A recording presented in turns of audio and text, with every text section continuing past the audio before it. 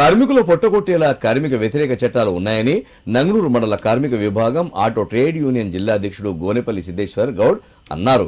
కేంద్ర ప్రభుత్వం కార్మిక వ్యతిరేక చట్టాలను తేవడం అత్యంత బాధాకరమైన విషయమని తెలిపారు.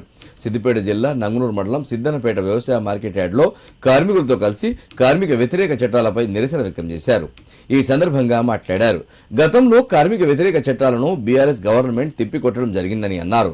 కానీ ప్రస్తుత కాంగ్రెస్ ప్రభుత్వం పట్టించుకోకపోవడం శోచనీయమన్నారు. కార్యక్రమంలో కార్మికులు పాల్గొన్నారు.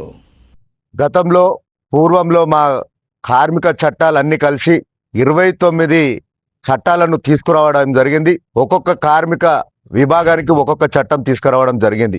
మరి గతంలో 2019లో మరి కార్మికులకు వ్యతిరేకంగా మరి 2019లో ఒక చట్టం, 2020లో ఒక చట్టాన్ని కార్మికులకు వ్యతిరేకంగా లేబర్ కోడ్ను తీసుకురావడం జరిగింది.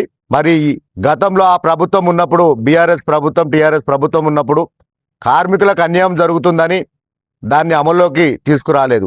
కానీ ఇప్పుడు మళ్ళా మరి కేంద్ర కార్మిక మంత్రి ఆ 4 చట్టాలను లేబర్లకు అవకాశం లేకుండా మరి 4 చట్టాలను ఇవాళ తీసుకురావడం జరిగింది.